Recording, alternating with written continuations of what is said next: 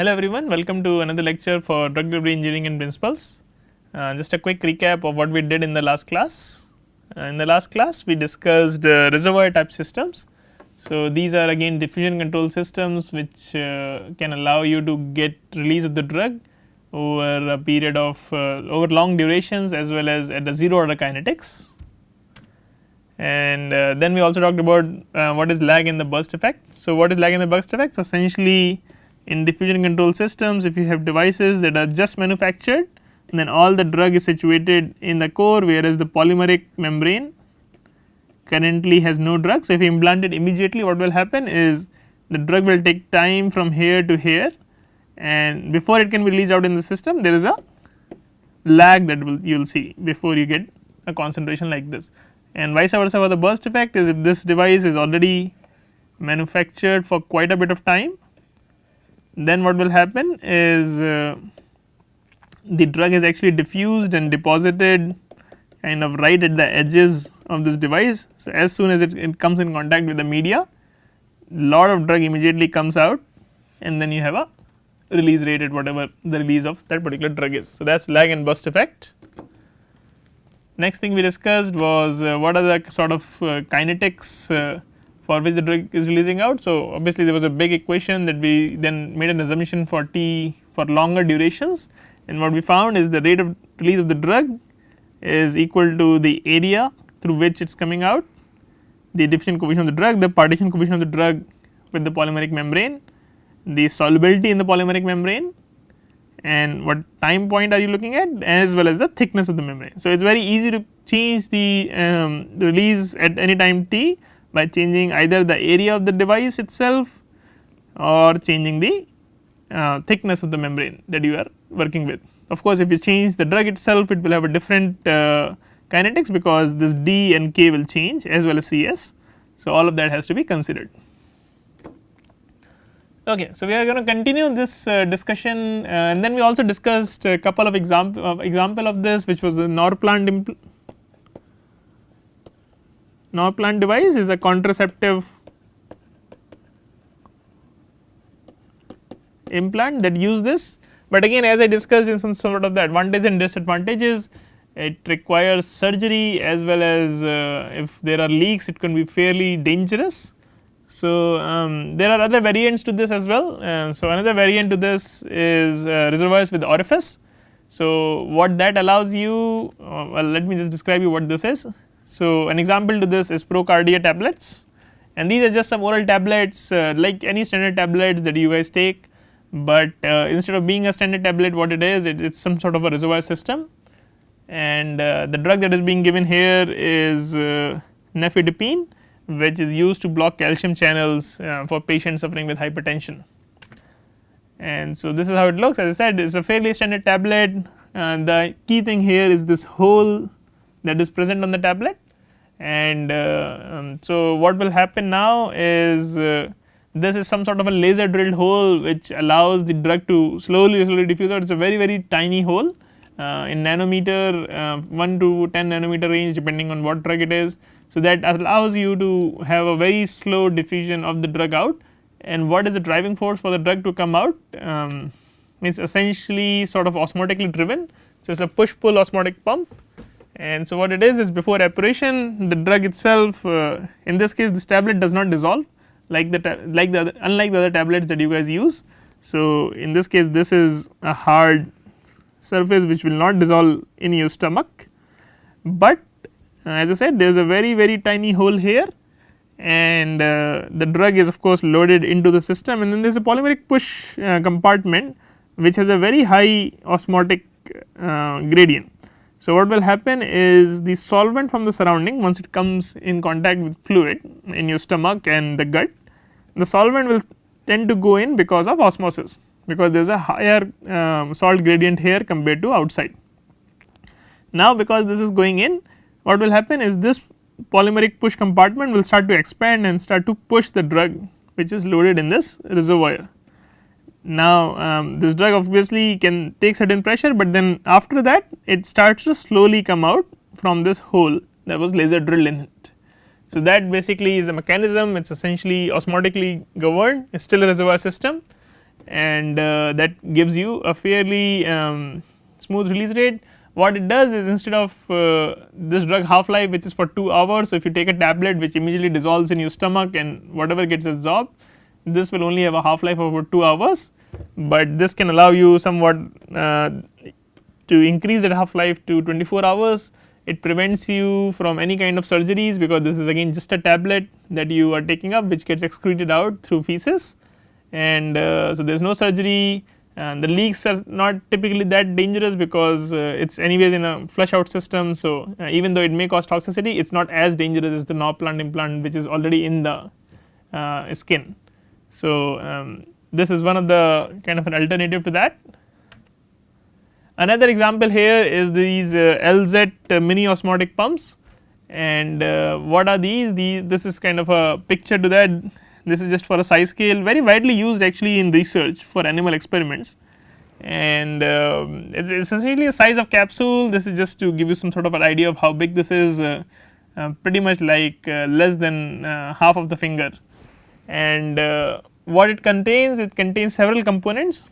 So like the previous system, it has a semi permeable membrane outside on the outer core, then you have an osmotic layer containing very high concentration of salts. So this is highly charged and highly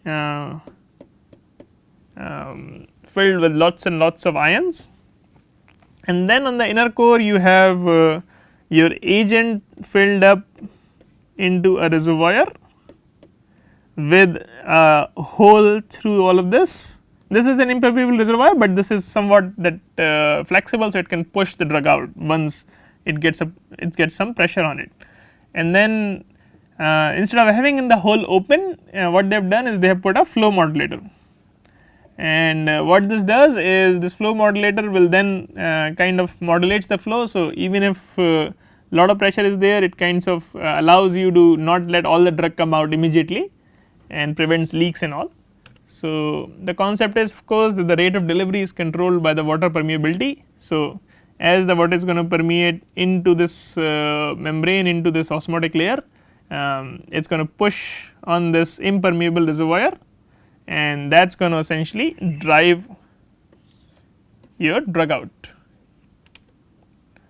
This is independent of the drug formulation. So in this case, unlike in the previous cases that I was saying that you can't use high molecular weight drugs, only low molecular weight drugs are possible because of the diffusion through this polymer membrane. This one does not even have a polymer membrane, it is a hole. You can define the size of the hole, it could be 1 nanometer, it could be 10 nanometer, it could be 100 nanometer. So any bigger objects can also come out, there is really no limitation to that. So typically the rates that this company is able to achieve is between 0.11 to 10 microliter per hour, and then of course that gives you quite a bit of range to play around with. They have been used for anything between 1 day to 6 weeks for a constant release. Again, it is going to be a 0 order release since it is a reservoir system, and as I said, flow modulator is to prevent any kind of diffusion. So it is a little bit of back pressure that is there. So only if there is a good enough pressure coming in from the osmotic layer, only then the drug can actually come out. And as I also mentioned, even if let us say there is some accidental problem with the pores or with the device, it acts as some kind of a prevention of large accidental spill from happening. Okay. So next thing we are going to talk about is non-erodible systems. So far we were talking about reservoir systems. Now we are going to talk about non-erodible systems. So what is non-erodible systems? These are systems like this. You have any kind of device which is filled in with lots and lots of drug. There is no sort of reservoir here. The drug is well distributed into the device in a matrix.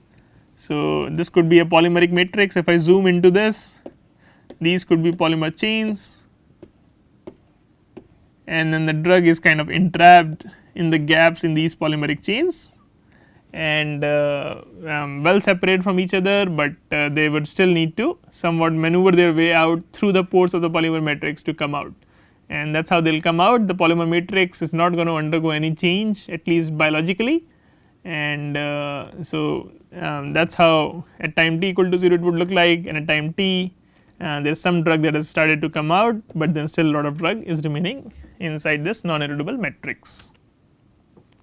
So, the advantage is that it is very easy to fabricate. All you have to do is just mix your polymer with the drug at the time of polymerization, and then whatever shape the polymerization is, you'll essentially get that.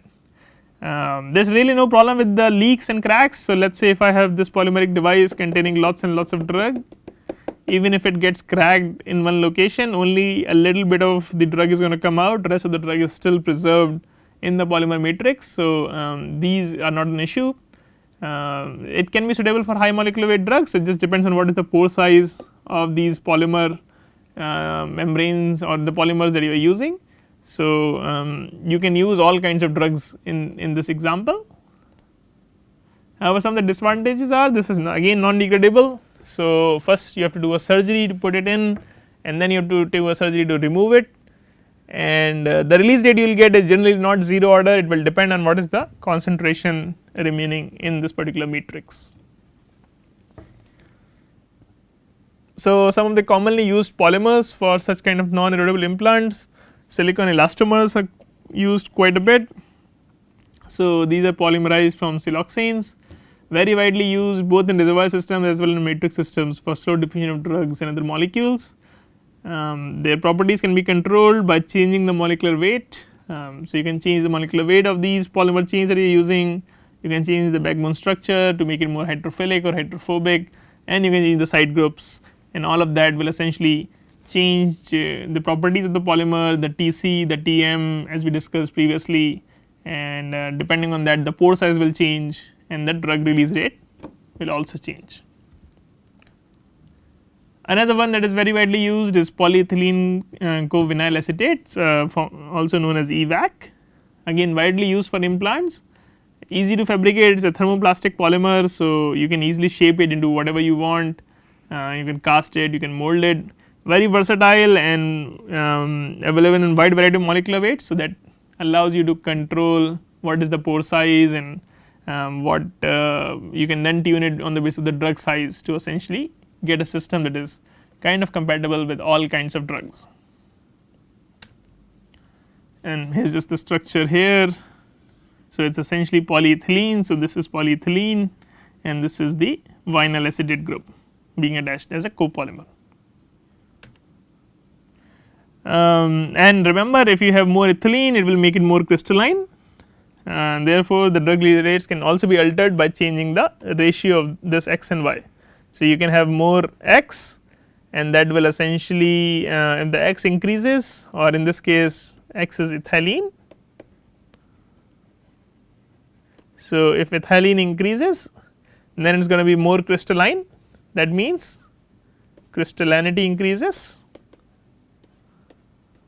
that means the pore size will come down, and if the pore sizes come down, then release rate is lower. So, just one example of how you can change the release rate as required for your application. So, to model this, again there are 4 cases that can happen in non-erodible systems. One is that the drug is actually dissolved and diffuses through the polymer.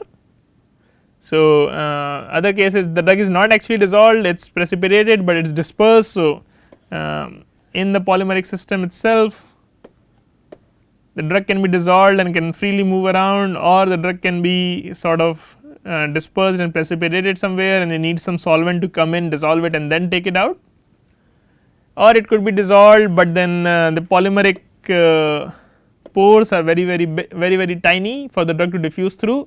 So, it needs some small channels through which the drug can actually come out, and from the rest of the matrix it will not be able to move through, and in the same case, but with the drug precipitated. So, the first the water has to go in those channels and then take the drug out from those channels, and we are going to talk about these in more details today. So, as I said, dissolved is basically that the drug loading is an amount which is less than the solubility limit on the polymer. So, if that is the case, then you have the drug amount which is lower than the solubility limit. So, that means the drug will remain as soluble, and dispersed is the vice versa. So, if you have if you load the drug in more amount than the solubility in that particular polymer, then those drug will precipitate, and essentially at that point the drug is supersaturated and is dependent on some other solvent to come in and take it out. So, let us take it case by case. So, the case 1 is the drug is dissolved and then it diffuses through the polymer.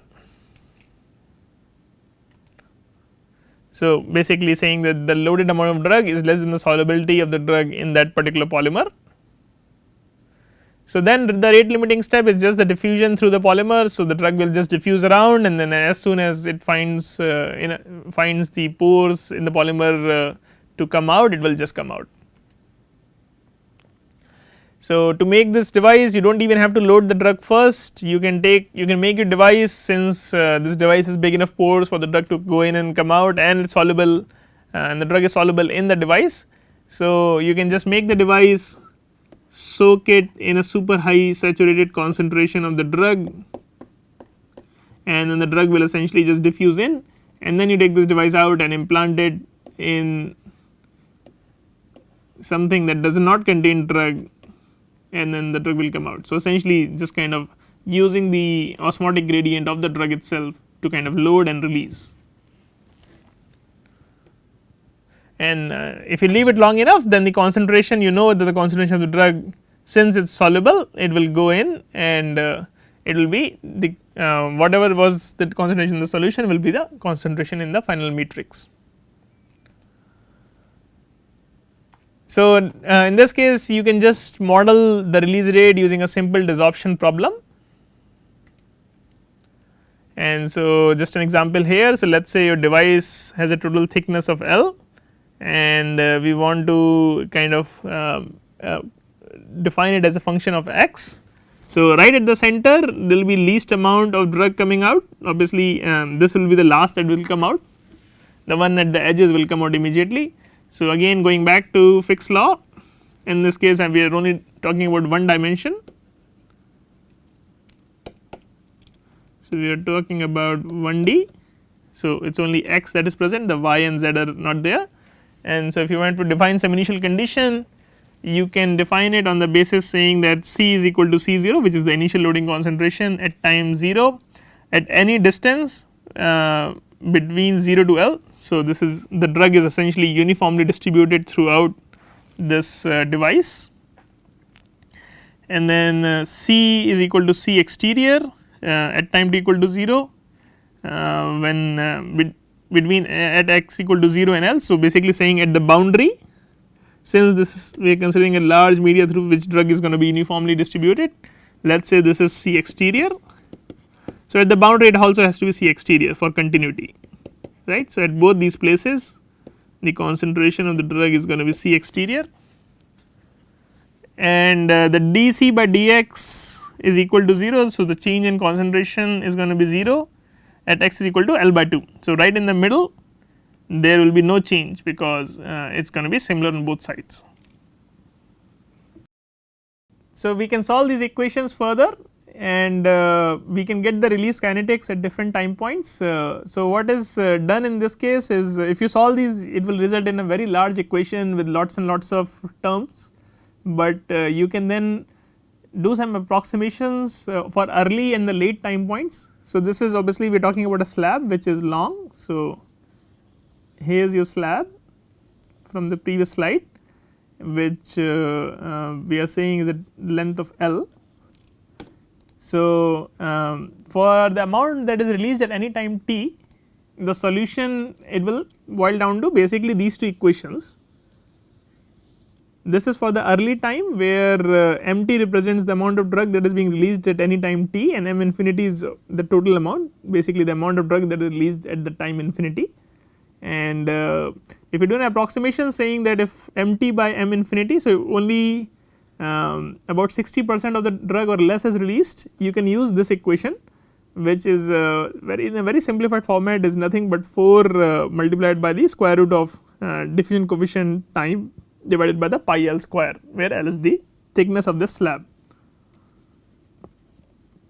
And for the late time point, you can then neglect some other terms from that large equation, and you will get an equation which is again is in that approximation. So, for anything between 40% to 100% you can do this approximation. So, as you can see there is a bit of overlap here. So, between 0.4 to 0.6 you can use any of the two equations and they will give very similar values. So, and then you can obviously differentiate it. So, this is the total drug that is released, but if you differentiate this equation with respect to time you will get what is the release rate at that particular time. So, dm by dt, and that will be then represented, it is nothing but differentials for these, and again this will be represented, this will be from 0 to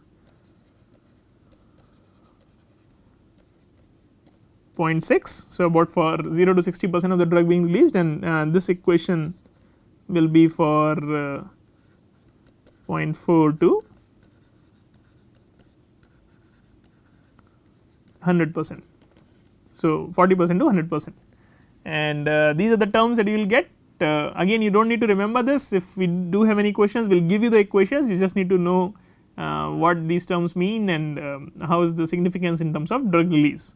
And if I then graphically plot it, what you end up is with a graph like this, and as you can see from the 0.4 to 0.6 both of these will be valid, and so this is the late time approximation, this is the early time approximation, and that is how you will see the release rate over time. So, it will start to be higher just because there is quite a lot of drug, but as the amount of the drug decreases the release rate will, or the the release rate will continue to decrease.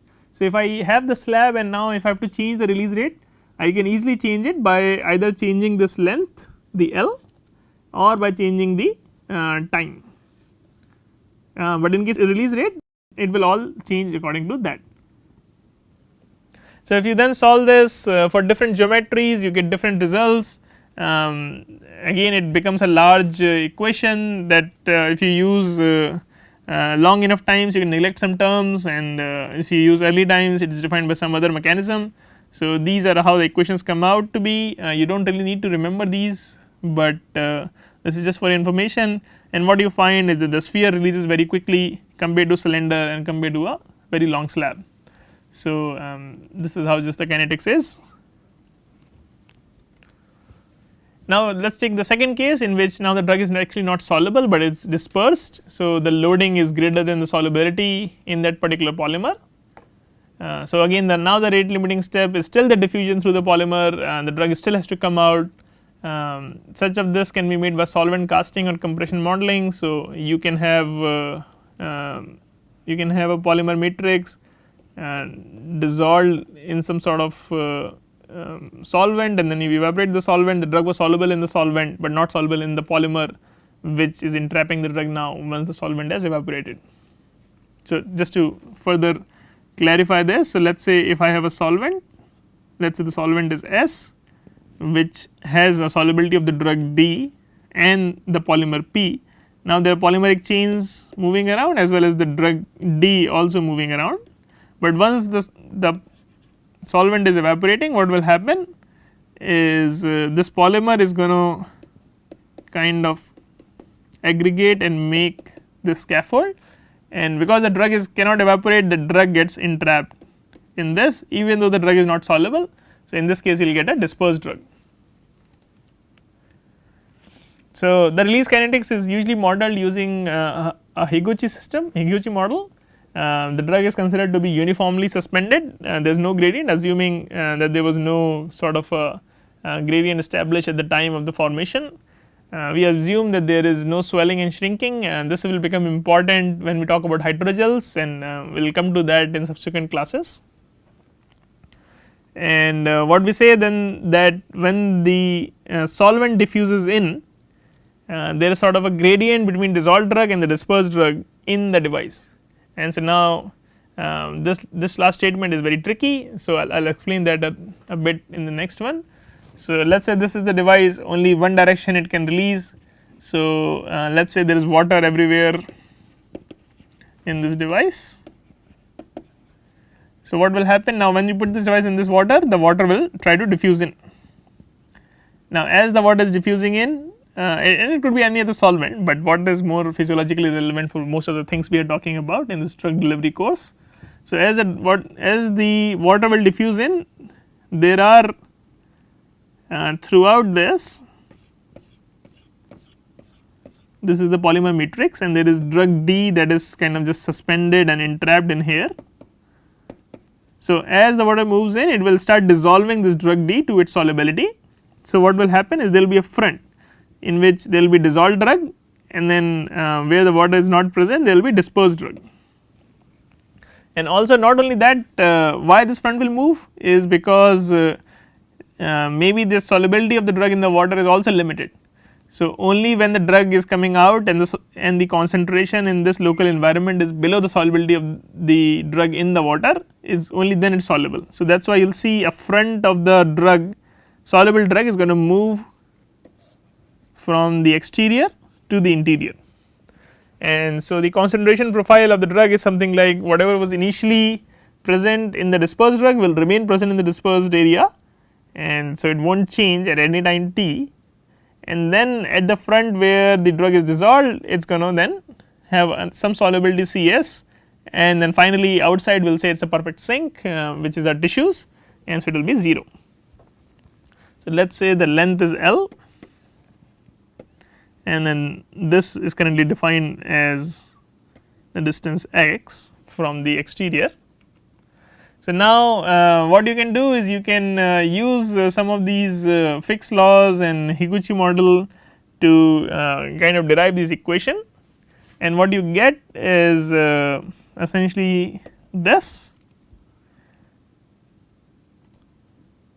right. So, this is how you will model this, and this is what the final equation at any time t the amount of drug released will look like.